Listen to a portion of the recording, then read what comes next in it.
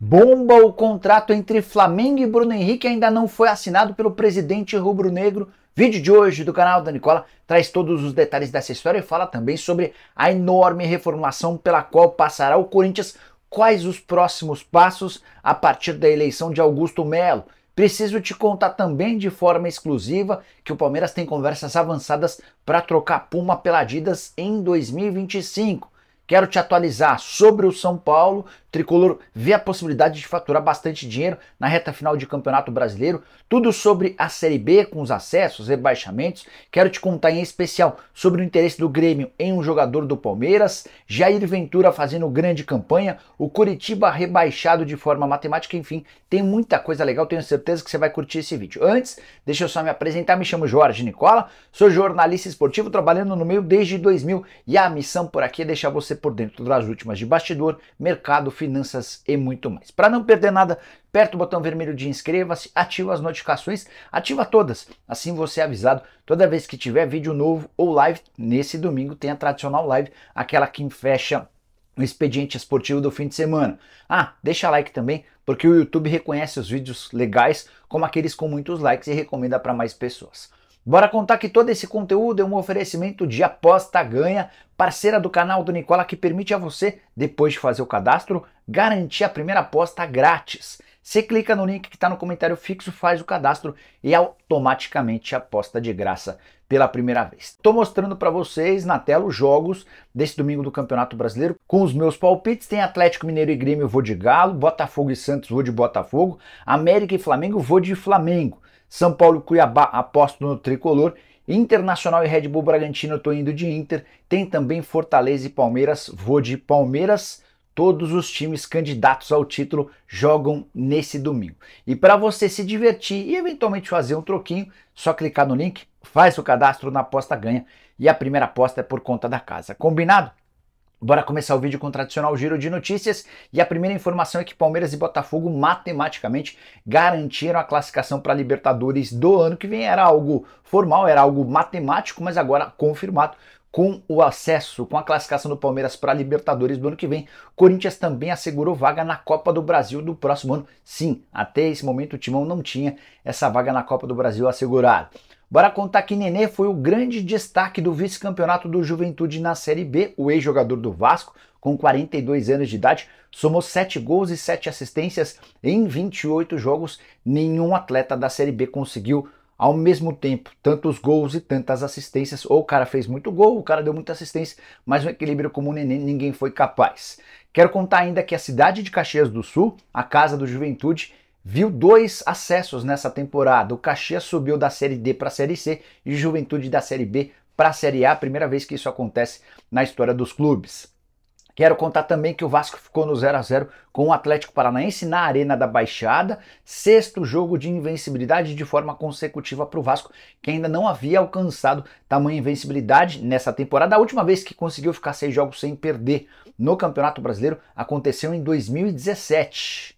E o Vasco vai lutando para deixar a zona do rebaixamento. Bora contar também que Vitor Roque voltou a jogar depois de 2 meses no empate em 0-0 do Atlético Paranaense contra o Vasco. Notícia, inclusive, repercutiu no futebol europeu, mas especificamente na imprensa espanhola, que acompanha bem de perto a evolução do futuro centroavante do Barça. Vitor Roque se muda para o Barcelona na virada do ano.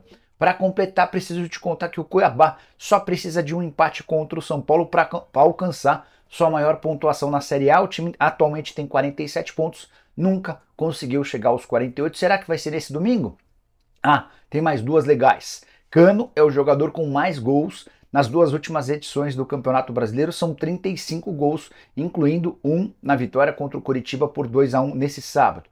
E se o Cano é o maior goleador, o John Arias é o maior assistente. Outro jogador do Fluminense alcançou 16 assistências nas 2 últimas edições do Brasileirão, foram 2 nesse sábado. A saideira do giro de notícias, Francesco Camarda, já ouviu falar? Tem só 15 anos de idade e estreou pelo time principal do Milan nesse sábado. Menino de 15 anos e 500 gols nas categorias de base do Milan, ele acaba de se tornar o mais jovem em toda a história do campeonato italiano a entrar em campo num jogo profissional. Bora falar agora sobre o Coritiba, matematicamente rebaixado. O Coxa perdeu do Fluminense por 2-1 no Maracanã nesse sábado, e o resultado tirou de vez qualquer possibilidade de reversão de um quadro que já se sabia praticamente irreversível. 7º rebaixamento do Coritiba da Série A para a Série B. E o curioso é que nessa temporada, depois de se transformar numa SAF, Coritiba teve o aporte financeiro milionário, o maior da sua história, contratações de peso, como Samaris, grego, que já jogou no Benfica, Gessé Rodrigues, ex-atacante do Real Madrid, Slimani, centroavante de Copa do Mundo. Apesar de tudo isso, o Coritiba é o penúltimo colocado, bem distante da briga contra o Z4, e está confirmado na próxima divisão. Reformulação gigante para o próximo ano, eu vou acompanhando e trazendo novidades. Antes, só lembrar que a campanha foi toda horrorosa, né? O Coritiba foi conseguir a primeira vitória na 14ª rodada. Nem Antônio Oliveira, muito menos Antônio Carlos Zago conseguiram fazer do Coritiba um time suficientemente capaz. Com o Kozlowski, o Coritiba ainda conseguiu 10 pontos de 12 possíveis numa sequência, mas depois já emplacou 8 derrotas seguidas. Enfim, era algo natural que o Coxa caísse. Torcedor Coxa Branca certamente bastante chateado. Bora falar sobre um outro lado. Se o Coritiba tá triste, o pessoal no Atlético Goianiense tá em festa. O Dragão subiu nesse sábado, ao lado do Juventude, e eu queria destacar o trabalho do Jair Ventura, ex-técnico do Corinthians, entre tantos clubes. O Jair Ventura foi o grande responsável pelo acesso do Atlético Goianiense. E o Jair vem numa sequência boa de resultados. Em 2022, por exemplo, em 2022, ele conseguiu manter o Goiás na Série A sem grandes sustos. Em 2021, salvou o Juventude do rebaixamento. Em 2020, já havia salvado o Sport do rebaixamento. Nesse ano, conseguiu a promoção da Série B para a Série A com o Atlético Goianiense. O Atlético deu muita sorte e contou com o vacilo do Vila Nova. O Vila só precisava vencer o ABC, lanterna e já rebaixado. O ABC venceu o Vila e foi comovente o choro do presidente do Vila Nova com a não promoção do time dele. Bora falar agora sobre o Grêmio de olho em um zagueiro palmeirense. Informação que vem do Rio Grande do Sul, dá conta de que Lucas Freitas, zagueiro de 22 anos de idade, da base do Palmeiras, em que fez boa Série B com a camisa da Chapecoense, interessa ao tricolor gaúcho no próximo ano. Contei para vocês que o Bruno Alves não terá seu contrato renovado e o Grêmio viu no Lucas Freitas alguém que pode dar conta do recado. Atleta que disputou 23 partidas desde que se mudou para a Chapecoense. Ele é da base do Flamengo, chega a jogar no exterior pelo Valladolid e vai ao Palmeiras em 2020. É utilizado nas categorias de base, é emprestado para o Moreirense de Portugal, onde faz 8 jogos e 1 gol. Depois há esse empréstimo para a Chapecoense. Contrato até dezembro de 2025, de acordo com o Transfer Marketing. Esse atleta vale 600 mil euros. Prometo ficar de olho em qualquer novidade sobre o Lucas Freitas e reforços no Grêmio, eu conto para vocês. Combinado? Bora falar agora sobre o São Paulo atrás de dinheiro. O tricolor passa por enormes dificuldades financeiras e essa realidade foi transmitida para os atletas. Até por isso, o São Paulo está tentando encarar essa reta final de Campeonato Brasileiro com a máxima seriedade possível. Há muito dinheiro envolvido, você sabe que do 1º ao 16º colocados, todos recebem um prêmio relacionado ao direito de transmissão. O primeiro colocado ganha 45 milhões de reais e é uma escadinha com esse valor sendo diminuído até o 16º colocado. E aí eu quero explicar para vocês a realidade do São Paulo. Hoje, Tricolor é o 10º colocado. Se terminar nessa colocação, vai embolsar 24 milhões e 700 mil. O adversário desse domingo é o Cuiabá dentro de casa. O Cuiabá é o 9º. Se o São Paulo vence o Cuiabá, o São Paulo ultrapassa o Cuiabá e teria, em vez de 24 milhões e 700, teria 27 milhões de reais. Já é um acréscimo interessante. Mas é possível querer mais. Com uma vitória, o São Paulo salta hoje. Vai para 49 pontos, o Atlético Paranaense tem 52, a diferença é de 3 pontos. Daria para buscar nas 3 rodadas finais. E aí, se você salta do 9º para o 8º lugar, você ganha 4 milhões e meio de reais a mais. Se o São Paulo consegue ultrapassar o Cuiabá, consegue ultrapassar o Atlético Paranaense e também ultrapassar o Fluminense, que deve abdicar das últimas rodadas do Brasileirão de olho no Mundial de Clubes, o São Paulo poderia ter uma diferença de 6 milhões e 800 mil reais em relação aos 24 milhões e 700 mil que tem em mãos.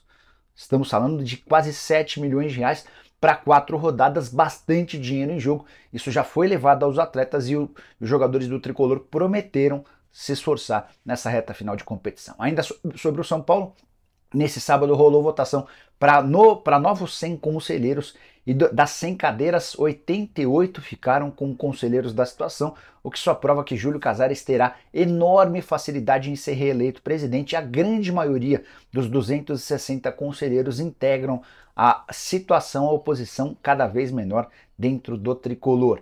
Bora falar agora sobre o Palmeiras. Informação exclusiva, quero contar para vocês que é enorme a chance de o Palmeiras trocar a Puma, sua atual fornecedora de material esportivo, pela Adidas no fim do ano que vem. O contrato com a Puma se encerra em dezembro de 2024. Relação entre a presidente Leila Pereira e o pessoal da Puma não é boa, há uma relação desgastada. A condição financeira também incomoda. Hoje o Palmeiras recebe da Puma 22 milhões e meio de reais por temporada. A Adidas, com quem o Palmeiras namora há bastante tempo, paga ao Flamengo 69 milhões de reais garantidos por ano. E é de olho nesse movimento que o Palmeiras pretende, na virada do ano que vem, trocar de fornecedor de material esportivo. A ideia é retornar com a Adidas, com quem o Palmeiras teve um casamento bastante interessante até 2017, quando houve essa mudança.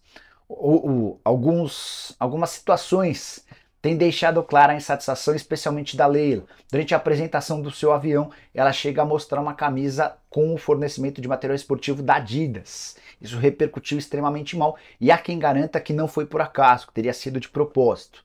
De qualquer forma, é importante contar para vocês que há outros cenários acontecendo de forma paralela. Hoje o Palmeiras tem um contrato de exclusividade com a Puma, mas a Puma namora há meses a possibilidade de ser fornecedora de material esportivo do Bahia.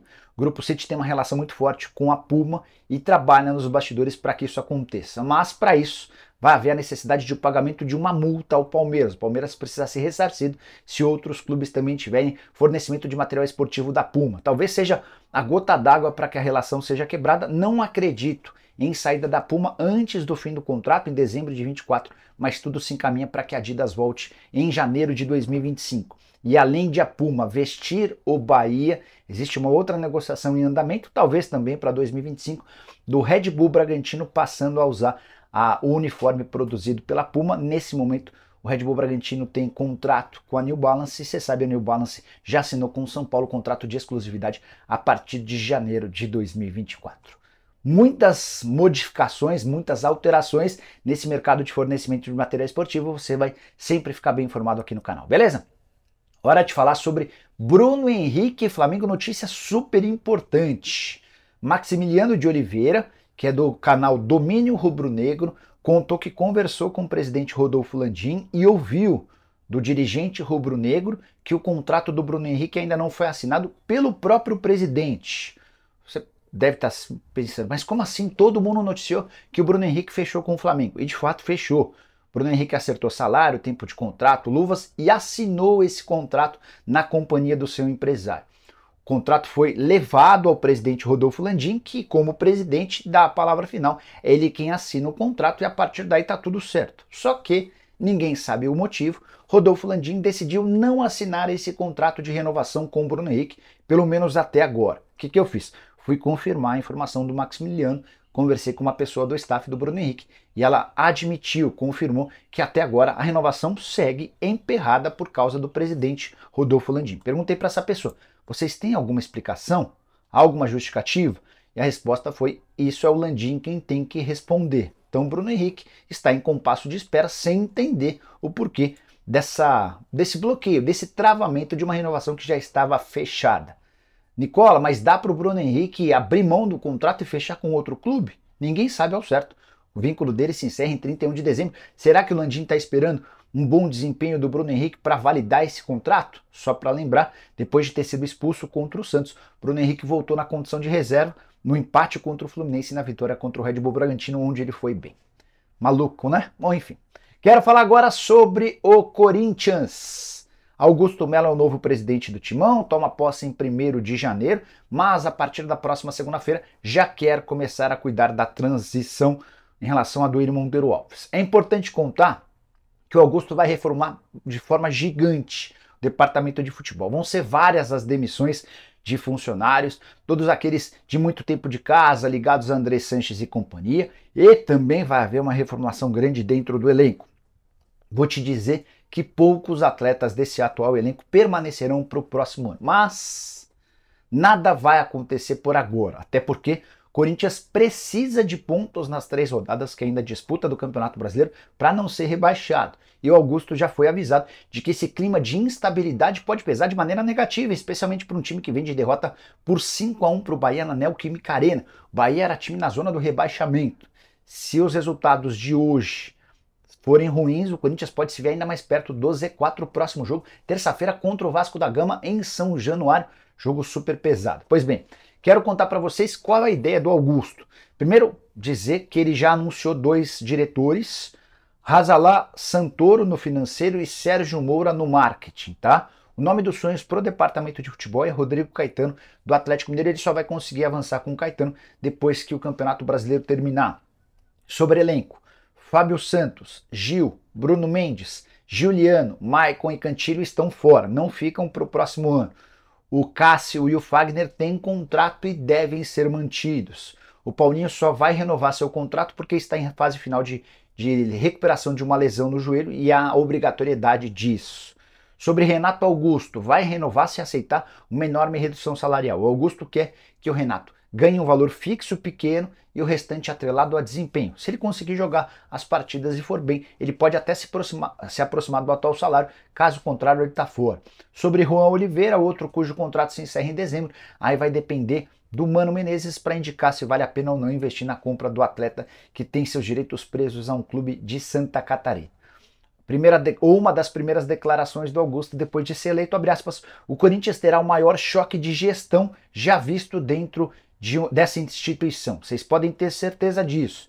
Dessa vez com pessoas qualificadas técnicas. Isso aqui é uma grande empresa e precisa de pessoas profissionais capacitadas para tirar o clube dessa situação. Enfim, torcedor pediu, o sócio clamou, a mudança aconteceu e agora a reformulação vai ser gigante. E eu vou contar a par e passo essas novidades para vocês. Combinado? Esqueçam de deixar like, de se inscrever no canal. Nos encontramos. Abraço, tchau!